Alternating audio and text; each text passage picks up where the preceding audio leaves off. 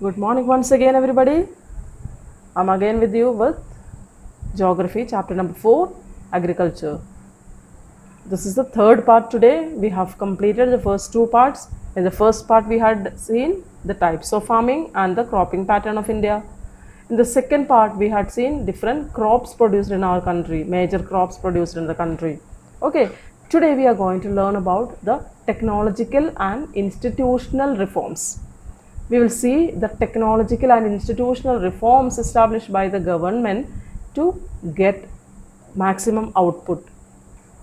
Okay, so there are many different kinds of agricultural practices in our country. There are it is done for sustainability. People do it as a primitive subsistence farming.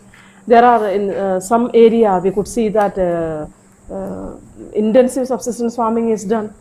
Okay, and there are some places where completely it is done for business activities, commercial farming, and all these types of farming, particularly the intensive farming, intensive subsistence farming, and the commercial farming, they have been helped a lot by the measures adopted by the government. There have been different kinds of different series of steps adopted by the government to provide better facilities to the farmers, like good irrigation facility by the government. A large number of channels have been made in the river water, that is known as canal. Many canals have been made, for example Indira Gandhi canal in Rajasthan, which brings water to those areas which could not be cultivated previously, but now they have been brought under cultivation only because of that canal.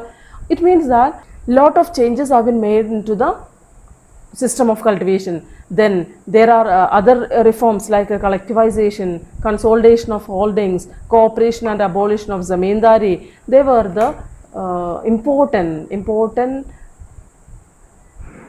concentration, or we should say the priority which was given to as a institutional reforms. Clear now? Okay, there are the government has taken a series of technical and institutional reforms. These are the institutional reforms like collectivization, consolidation of holdings, cooperation and abolition of zamindari.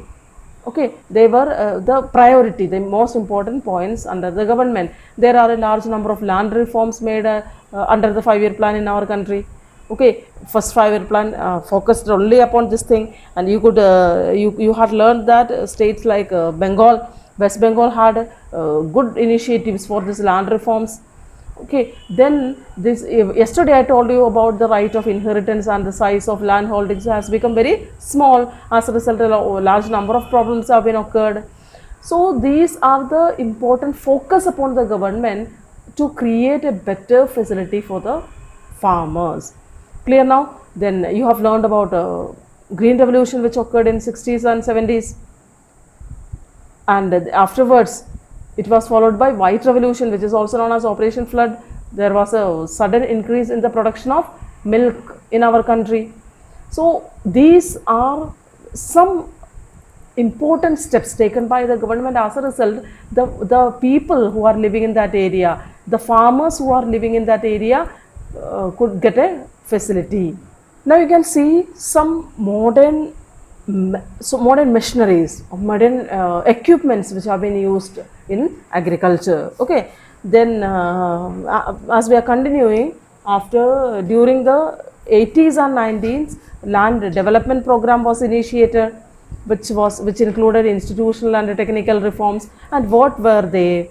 They included crop insurance. Number one, crop insurance against drought, flood, cyclone, disease, fire, etc. They included these many activities, or crop was insured against all these problems or natural calamities and human made disaster like fire. Then if any disease occurred to the crop, then it established. Second one is establishment of Grameen banks. Third one is establishment of cooperative societies. Then banks were established for providing loan facilities to the farmers at very low rate of interest. These are some of the measures taken by the government. They come under the institutional and the technical reforms. Once again, provision of crop insurance, then establishment of Gramin banks and cooperative societies for getting loan at cheap rate. Then third one is Kisan Credit Card, KCC. Fourth is Personal Accident Insurance Scheme, which is known as PAYS. Okay, these are now 4 points we discussed. Fifth one is special weather bulletins through the channels, TV channels. The media gives special weather bulletins only for the farmers through radio and television. It has been telecasted, so the farmers can get an advantage of it. Then next one is announcement of minimum support price, remunerative and procurement prices. So all these techniques have been adopted, or all these steps have been adopted by the government. As a result, there are a large number of farmers who have been attracted towards cultivation. There were many farmers who left cultivation, they were thrown out of cultivation, but because of this technical and the institutional reforms of the government, it could attract a large number of farmers towards farming. Okay, but it is something important. You have to go through it thoroughly and you have to by heart all those 5 points. What are the 5 points? Number 1, crop insurance. Number 2, establishment of banks and cooperatives for loans at cheap rate. Then Kisan Credit Card. Then Personal Accident Insurance Scheme. Lastly, weather bulletins. Okay, those 5 you have to explain well. Last, as an extra, I'll tell you minimum support price, remunerative and procurement prices. Now we are moving to a movement which is known as Bhudan Gramdan movement. What was Bhudan Gramdan movement? That was Acharya Vinoba Bhave. You might have heard about it. Okay, he was the spiritual heir of Gandhiji, and what did Vinoba Bhave do? That he was what should I say? He had a dream of Gram Swarajya. Gram Swarajya means self-dependence of each and every village.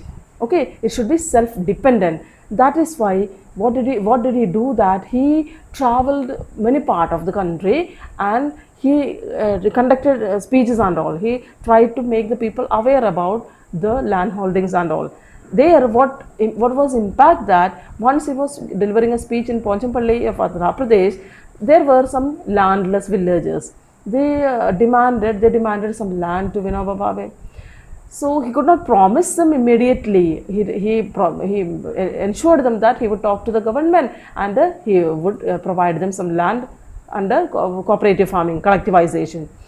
Suddenly, one person, Sri Ramachandra Reddy, he stood up and offered 80 acres of land to be distributed among 80 landless villagers, 1 acre to each villager, each landless farmer. Okay, and this act is known as Bhudan movement.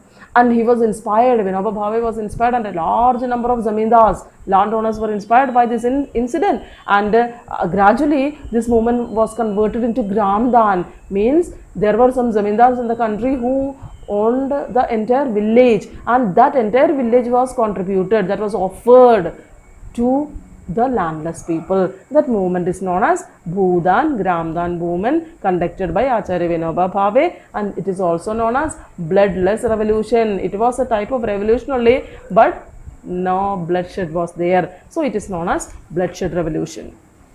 Now we will have a look towards the contribution of agriculture to the national economy and employment and the output. You know that it has been a backbone of the Indian economy. Though its share in the GDP has registered a declining trend from 1951 onwards, the share to the GDP has been declined, then also it has been the backbone of our economy. Agriculture has been considered as the backbone of our economy.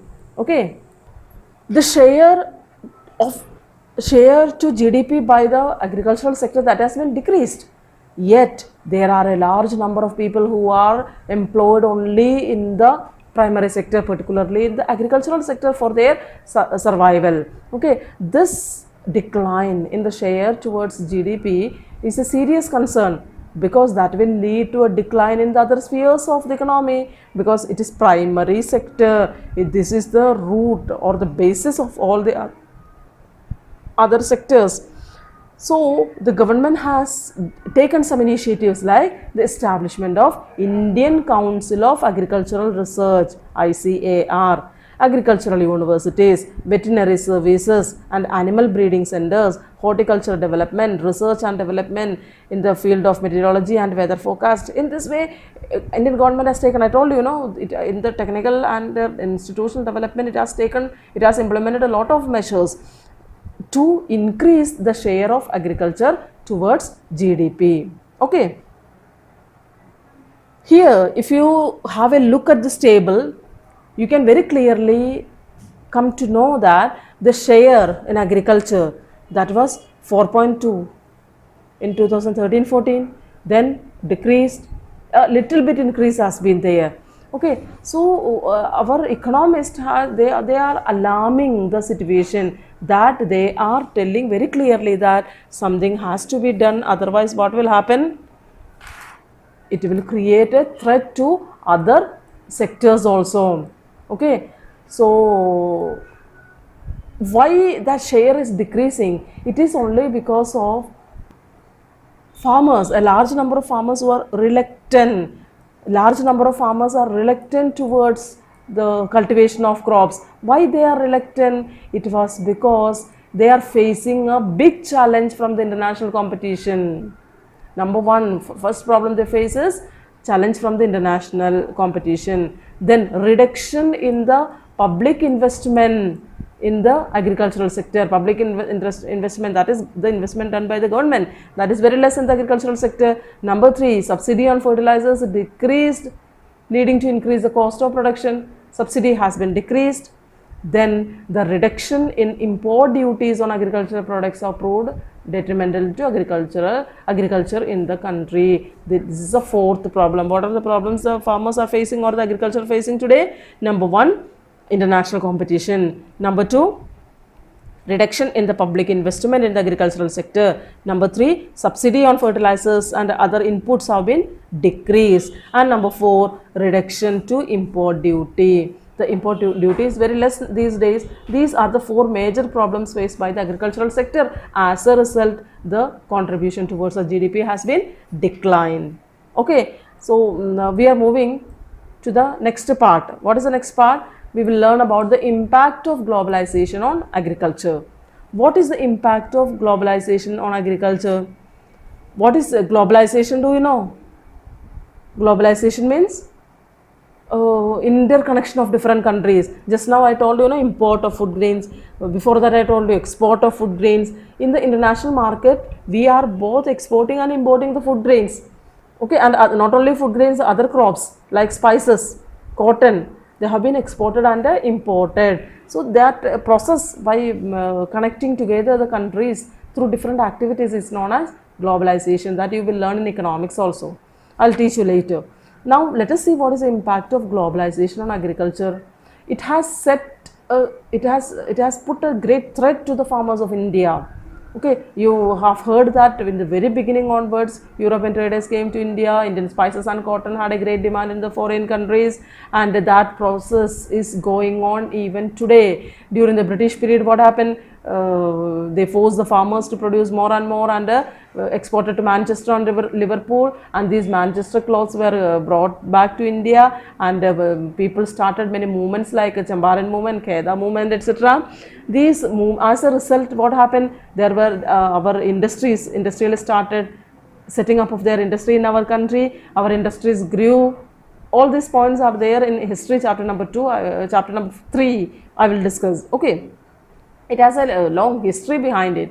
So farmers are facing a setback till from the time the British came to India, and that is going on even today. Okay, and after globalization, particularly after 1990, the farmers have been exposed to new challenges. They were facing many of the problems, but after 1990, as globalization, India became a part of globalization. In the agricultural sector also, we are facing a large number of problems. What are they? Being an import producer of rice, cotton, rubber, tea, coffee, jute and spices, our agricultural products are not able to compete with the developed countries. Why our farmers are not able to do so? Because the developed countries they are giving high subsidy on agriculture. Do you know what is subsidy? Subsidy means at a if a percentage should not be given back. Suppose they are buying seed, its cost is 1000 rupees, and if there is 5% subsidy, they don't have to pay that 100% amount. They have to give only 95% of that, 50 rupees subsidy. That is what subsidy. Here maybe it is, in our country it is 5% or 10%, but it is more than 50% in the developed countries. There the cost of production is very less, so the capital investment by the farmers is very less. They can sell their product at cheap rate in the international market, but our farmers are not able to do so. This is what the biggest threat faced by the farmers of our country. Clear now? Then Indian agriculture finds itself at the crossroads. To make agriculture successful and profitable, proper thrust should be given to the improvement of the condition of marginal and small farmers. What should the government do? It should take some steps to improve the condition of marginal and small farmers. But we can see that the government focuses upon the big farmers, the large farmers. Here the people who are doing the intensive cultivation, they are thrown out. And Green Revolution has promised a lot of benefits to the people, but that did not bring that much benefit to the people. Okay. Green Revolution has many problems also. What are the grounds on which Green Revolution has been criticized? It has caused land degradation due to the overuse of chemicals. It has created the problem of drying aquifers, created the problem of vanishing the biodiversity. These are the three major problems caused by the Green Revolution that also has been criticized. Green Revolution has been helpful to increase the production in the country, but it has been criticized on these three grounds. Number one, land degradation. Number two, drying aquifers. Then number three, vanishing biodiversity. These days you can see a keyword. What is a keyword these days? Gene revolution. What is gene revolution? It is a word related with genetic engineering, where genes have been used. Okay, we have adopted new techniques in the field of agriculture. Cloning has been done. Okay, new varieties of seeds and plants have been cultivated, originated, grown today. So all these have been the changes which have been brought, but they are not giving us the true output. Okay, in fact the organic farming is much in vogue today because it is practiced without factory made chemicals such as fertilizers and pesticides. Organic farmers is it is praised by everybody, but since it is using only organic manure, they are not using any chemical or fertilizers, it does not affect the environment in a negative manner. But what is the problem it has created? It has created the problem of less output. Output is very less because of organic farmer. A few economists think that Indian farmers have a bleak future if they continue growing food grains on the holdings that grow smaller and smaller as the population rises. What they can do, what the economists say, they say that if we are having only small land holdings, and if we continue to cultivate only these food grains in our small land holdings, what will happen? These farmers are not going to have a better future, because India's population is increasing. This data shows it. Okay, then our land, the size of land holdings is decreasing, and the total area of land available for cultivation, that is also decreasing. As a result, there are some suggestions made by them. Okay, what the suggestions they give, that they should diversify their cropping pattern. They should make some changes in the cropping pattern from the cereal to high value crops. Of course, cereals have to be produced. At the same time, they have to produce some high value crops that will increase income and reduce the environmental degradation. Okay, if they shift to the cereals, to the high economic value crops, commercial crops, that will increase the income of the farmers, economic development of the country, and it will reduce the environmental degradation. Okay, because fruits, medicinal herbs, flowers, vegetables, biodiesel crops like jatropha and jojoba need much less irrigation than rice or sugarcane. These are the commercial crops. These commercial crops need less amount of water, so over irrigation will not occur. Okay, and India's diverse climate can be harnessed to grow a wide range of high value crop. India has different regions with different climatic conditions, and that can be used in a positive way. It can be converted as an asset in the country. Thus, what we can do, we can increase the income of the farmers. That is what the suggestion given by the economists for a better future of farmers. So, have you understood it? What did we discuss today? We discussed about the technical and institutional reforms which have been introduced in the field of agriculture. Okay, I have told you that there are some steps adopted by the government, 5 steps by the government. Then we heard that the contribution of agriculture to the economy that has been decreasing. For that also government has done something. Then challenges faced by the agriculture because of the globalization and suggestions for that. This much has been completed today. I think topic is clear. Yes. Shall I wind up? Yes. And chapter is over. Geography chapter number 4 is over today. I'll give you the notes along with the homework. Go through them and prepare well. Okay? Yes. So, you will stay home and stay safe. Take care of you. Thank you.